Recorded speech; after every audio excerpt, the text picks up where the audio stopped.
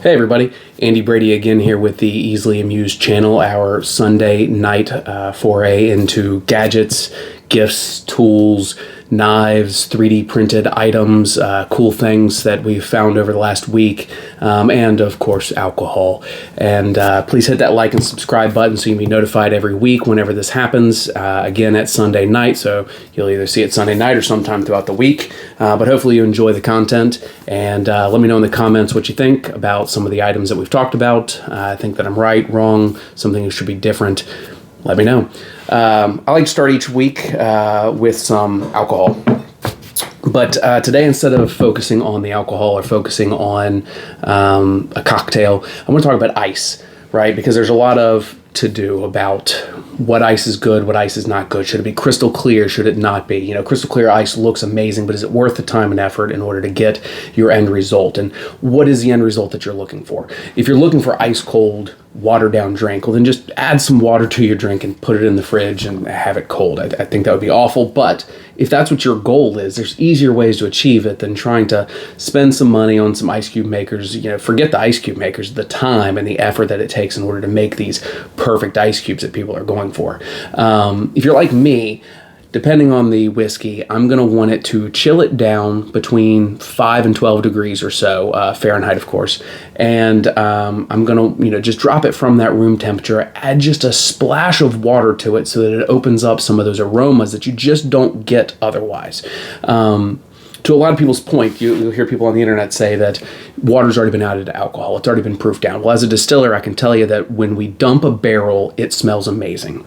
When we add water to it, pure water to it, to bring it from 118, 122 proof, whatever it might be, to 94 proof, the smells fill the room at that point. You pump the water in slowly, you pump it in smooth, but it doesn't matter. You can see it swirling. You can see the oils in the drink interacting with the water in ways that it just doesn't do it otherwise, and the smell overtakes the entire room. That's when it really smells the best, not actually fresh out of the barrel. So the old argument of adding just a splash of water to different drinks does hold true for a lot of people. Some people may not notice it. Some people might not prefer that. But more importantly, let's get back to the ice cubes. The bigger the ice cube, the more surface area. The more surface area, the less contact between the alcohol and the ice, which means it's going to melt slower. By melting slower, you get less of the water, but you also get less cooling potential. Keep that in mind whenever you're buying whiskey stones or the little metal marbles that are filled with some kind of water. The actual act of melting and blending in with the alcohol actually drops the temperature more than the whiskey stones could ever do. So a round ice cube has less surface area than a square one. It's going to melt slower, which in some people's mind is going to make it taste better. A large square ice cube compared to a smaller ice cube, again, same thing. Going all the way down to, ground up ice or, the little nuggets of ice are going to melt extremely rapidly. They're going to chill the drink extremely fast, add a lot of water to it. If you're not dealing with a barrel strength, I think that you would be really ruining your drink adding something like that. But I'm going to show you guys the cheaper and easier way to do it that my wife and I have been doing for a couple years, and I definitely prefer it.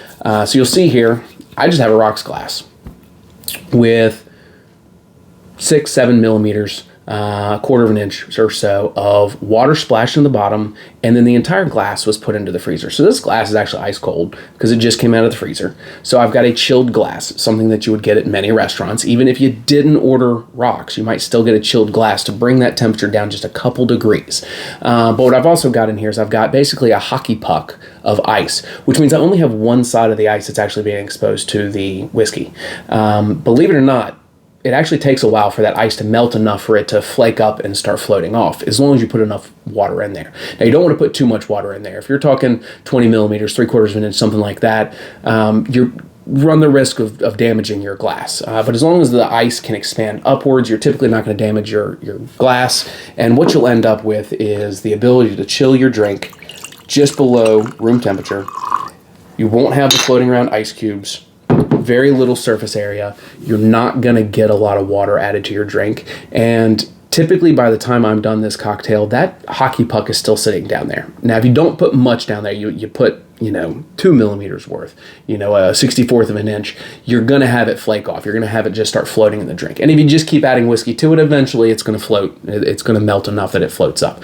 But I promise you, if you try this out, you'll probably find that it's so much easier than dealing with cubes. And again, less surface area. It is 100 times easier and free compared to using round ice cubes. And the hassle of trying to make crystal clear ice so that it melts slower, this just spits in that face, because there's so much less surface area that I don't care if you make the absolute most perfect large round ice cube, this is still going to have less surface area. It's going to get the job done without diluting the drink too much. I promise you should definitely try it. I think that's a perfect temperature. It's going to maintain it pretty well. My fingers still feel cold holding the glass, so my hand is not warming it up, counteracting the ice that has already melted. Fantastic way to do it. So let's get into some of the items that we have here. Something else to mention about the channel is it is uncut, unedited. I just sit down and have a conversation, so if I say something really stupid or something happens in the middle of the video, I just keep rolling and I really don't edit it. So we'll see what happens. First, let's look at a 3D printed item. I like the 3D printed items. Even though I know a lot of people here do not have 3D printers, I say it week in and week out that if you know someone with a 3D printer, they probably have time that they're not 3D printing. If that is true, then chances are you can look through the 3D printing archives, find some free things, and say, hey man, how much would it cost to get you to print it?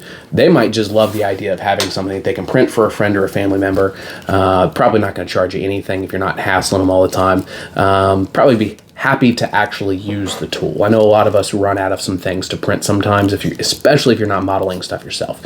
So anyway, this is a very simple sanding block. There's not really a lot to it. Take strips of your sandpaper, of different grit, whatever it might be, lay it down with a straight edge, rip it into a nice little strip. You roll it up around through here. This little tube has a hex bit in the middle. So what you actually do is you actually tuck the sandpaper into the groove in the middle. It's going to be kind of hard to see in this video, I think, so that it is all the way down inside of the circle. Next thing that you're going to do is you're going to take your wrench. This one is a, let's see, 8 millimeter. But I believe my SAE works just as well. And you're going to put it through the middle right here, and you're going to start twisting it. And you'll see that it's actually pulling the paper and tightening it down. And that's about all that it takes right there. You just really want it to wedge in there, and you have a fantastic sanding block. Depending on how strong you print it, you could make this a little bit more flexible. This one's extremely rigid, but I have a couple of them that are a little bit more flexible, so if I'm going around something rounded, this actually flexes in a little bit and actually kind of gives it that rounded edge.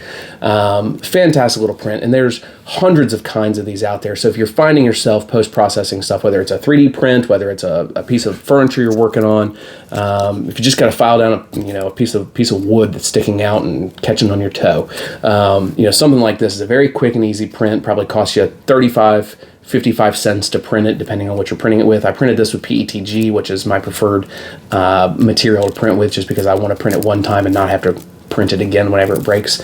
But a fantastic little tool.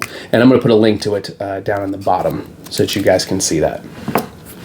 Let's see.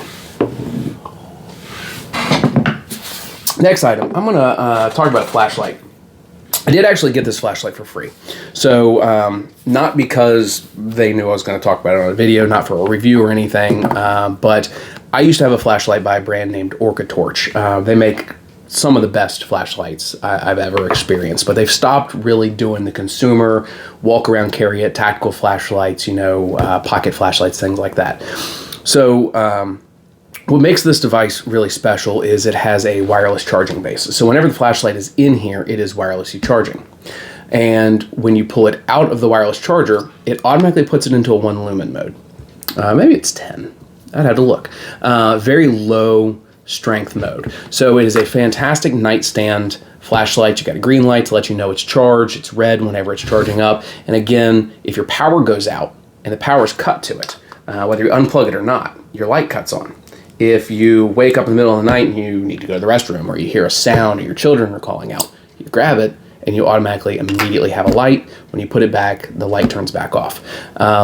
I know for a fact that this, on its lowest setting, whatever that might be, can last 6 or 7 days where it is lighting up the room. So there have been times where power has gone out. This is cut on immediately, which immediately told me in the middle of the night, and it actually woke me up, my power is out, which was very important because my phone was almost dead whenever I plugged it in, and I was worried maybe my alarm wouldn't go off in time for work. But the reason that I say that I was set this for free is I reached out to OrcaTorch and I let them know that due to a freak accident, my wireless charger had been destroyed. And it is not standard QI wireless charging. You can't use it on a cell phone charger. It is a specially made charger specifically for this light. I do wish that it worked on a standard cell phone charger. But when I reached out to them, that company let me know that they had actually acquired the flashlight, the patent, the rights, the wireless charger, and everything from that company. And I could buy the wireless charging adapter. Just flat out, I could buy it. But they're a newer company, it seems, and they were looking to make a splash, and they said, if we send you one for free, would you be willing to write an honest review for it on Amazon? I've never had anyone ask me that before, but absolutely, I'll give it an honest review. I have not written them that review yet just because I haven't really put it through its paces. I know how good the OrcaTorch one was, and piece by piece, this is the exact same thing. I do not believe for any reason that they changed anything, but I just wanted to make sure it was good before I gave it a review. But I've put it through some rough stuff already. When you first turn it on, it is quite bright. It has a very large focal beam, so regardless of the lumens, it lights up the room very well. I believe it's only 1,000 lumens, but I have some 1,000 lumen flashlights with a much more focused beam. They throw the beam further, so they don't quite light up a room quite as much. Click it a couple times, it drops down to the lowest setting, which is what it does on the charger. Click it a final time, and it turns off. If it's on full charge, or it's on full brightness, and you put it in the charger, again, it turns back off. So if you had this, let's say, in a vehicle, you put it in there, it would turn the light off. I don't know if that would work out real well, because I think it might fall out of here or randomly turn on while you're driving. Point is, you could get creative with how to do it. The name of this flashlight is the WT01 Apollo. By a company that you spell BRINYTE. Not even going to attempt to say that. But I will put a link to it on Amazon below. And I think I'm going to finally get around to writing them that review now that I've actually put a good bit of use on that. But I was always very impressed with it when it was an OrcaTorch flashlight, and I'm just very happy to see that the quality does not seem to have changed. One quick piece, just for anyone who might be interested in this alone. I believe it's just magnetic resistance charging. So that's the whole thing. And then this cap goes over top of it, and it charges through this cap. This cap feels like aluminum, but there's no way. I mean, it could be, but it's definitely very stout, very strong flashlight. Definitely worth checking out. All right, let's talk about knives.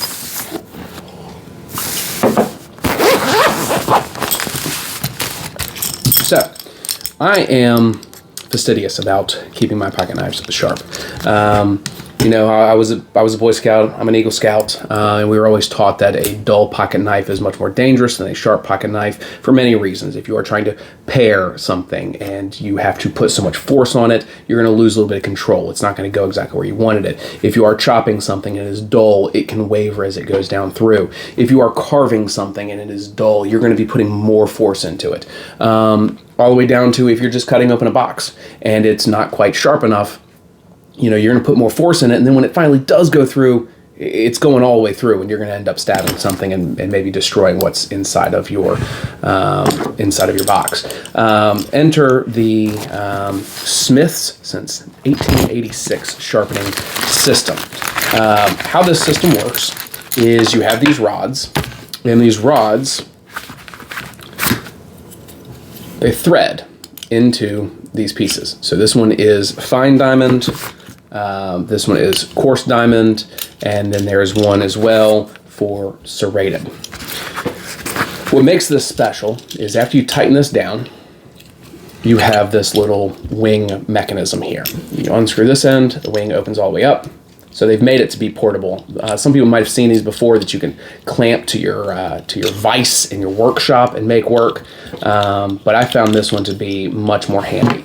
So what happens is the knife goes in here, and there's a guide, and it clamps down. Now, for the sake of my safety, some of this might not be aiming at you while I'm taking this video. You tighten down the first one, which is going to get it on the blade, but not super tight. The one behind is going to add a little bit of leverage there, and that's what's really going to tighten it down. Now you have a blade that is held basically in parallel, or at least coordinated with these slots. And these slots say different numbers on them. So 35, 30, 25, 20. And what those are going to be is those are going to be the angle of sharpening that you're going to be doing. So depending on your blade, you would slide this in here, and what you've got is the inability for this to exit the triangle that you formed, meaning that you're going to be maintaining that degree angle that you selected the entire time that you're doing your sharpening process. I will throw this out there for anyone that does not sharpen their knives as religiously as I do. If you take a Sharpie and you run it down the sharp edge of the blade, then whenever you are sharpening it, you will be able to see that as you sharpen it down, that you're going to actually uncover some of that Sharpie, leaving behind the sharp edge. You'll be able to take a look at it and see I'm hitting the top of the blade, not hitting the next down part of the sharpened blade, which means I have it set at too wide of an angle. Or maybe you're grinding down closer towards the back of the blade down here, and you're not getting the tip, meaning you have chosen the wrong degree angle. And so you would be able to adjust that and go from there. The other nice thing about the Sharpie is you can completely reapply it over and over again to make sure that you are sharpening it evenly. Very, very nice device. I prefer, I have a Sharp Pebble, as it's the brand of this one, where one side is 6,000 and one side is 1,000. And this is what I keep my knives sharp with, especially when we're talking about kitchen knives. I will spend a good amount of time, once a month or so, just really getting at that 6,000 grit. The knife that I carry every single day, this one happens to be a Boker. This is something that I'm going to sharpen on this, not on this wing device. But I do have a lot of pocket knives. I do have pocket knives in my toolbox. I have pocket knives in my workshop. I have pocket knives in my work toolbox. I have them all over the place.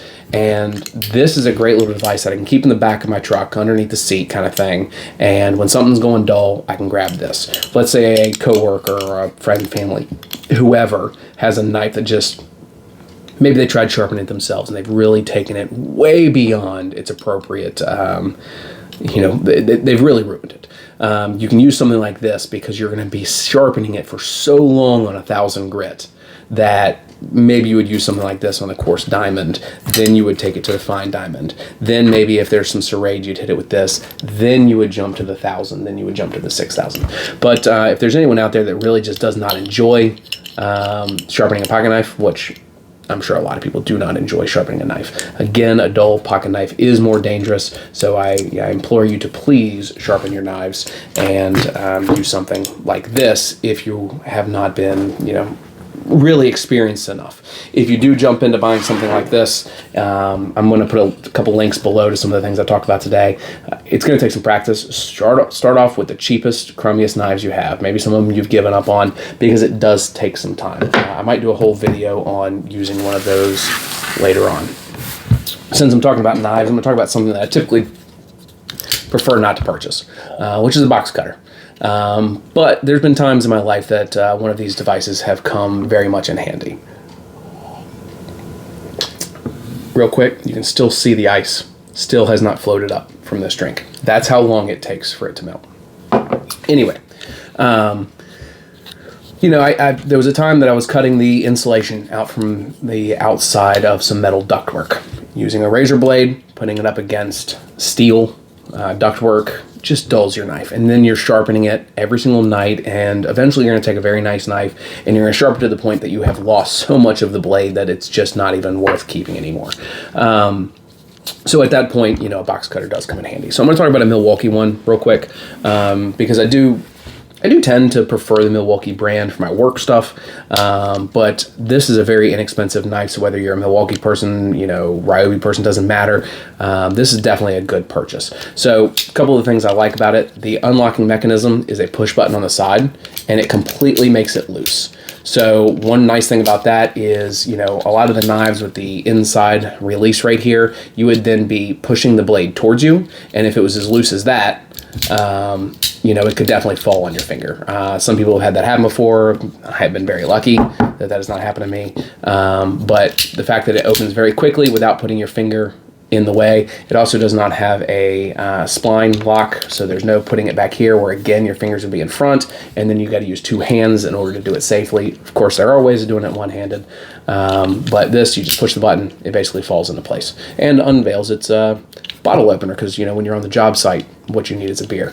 But anyway, it does have a quick release that lets you pull your blades out, flip them around, put them back in. There is no extra blade storage in this particular model. They do make one that does have extra blade storage, but instead this one, which is what I think one of the things that makes it so special, has a screwdriver bit, and it's a good screwdriver bit. And it also has a lock similar to how that inside unlock, I don't know the official word for it, for a pocket knife that holds it in place.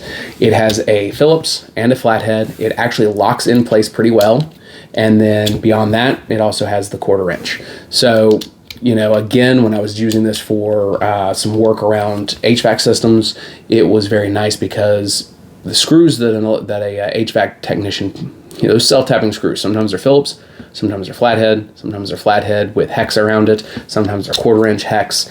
This kind of covered most of my bases without having to carry let's say a 6-in-1 kind of tool that has multiple things in it. These are lovely. I do prefer those when they're in my toolbox, just because I can carry one tool. But this, as your pocket knife, when you're on a job site like that, if you don't have that on you, you're able to pull that out and immediately have it. So again, very inexpensive. I believe these are available at Home Depot. If I can find it, I'll put a link to it below. And that actually brings one last thing out before I leave. Any links that I put at the bottom to Amazon.com, I am an Amazon associate, so I do make some pennies on the dollar. So if you decide that you like anything here, please use my link. But also keep in mind that I'm not going to recommend anything for those pennies on the dollar.